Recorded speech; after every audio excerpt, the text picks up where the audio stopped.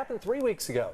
The golden retriever slipped under a fast-moving current, and his owner went in after him. Well, that owner says that he is grateful for the team of lifeguards that pulled him and his dog out of the water. News 8's Heather Hope is live at Dog Beach tonight in Ocean Beach with the story. Heather?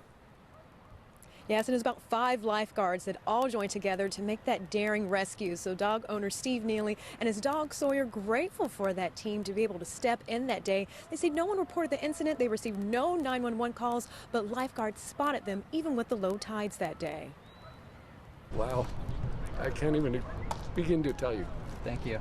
What it means to us. Reuniting with the lifeguards who saved him and his dog's life. No wonder, dog. You're my guardian angel, man, I tell you. At Dog Beach on January 25th, 63-year-old Steve Neely panicked when his 11-year-old golden retriever Sawyer slipped underneath the powerful current. All I could think about is I killed my dog. Oh my gosh, because I, purposely were throwing the stick in the channel.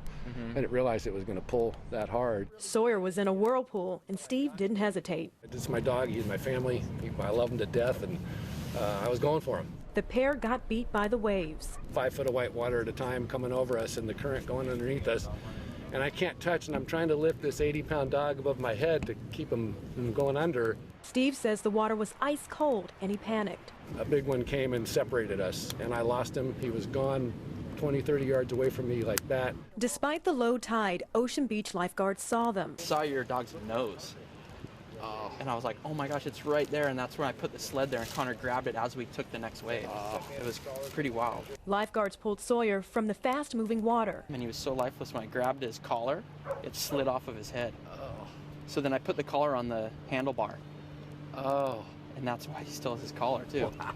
Rescued on a jet ski, Sawyer was rushed to the emergency room for 3 days on oxygen and antibiotics. This is our doggy O2 mask, which these guys used on the beach to help Sawyer out. The reunion leaves Steve emotional. It's hard to say it without crying, but man, when somebody saves your life, you'll know what I'm talking about. Whoever watches this girl saved my life, so did he, so did he, so did he.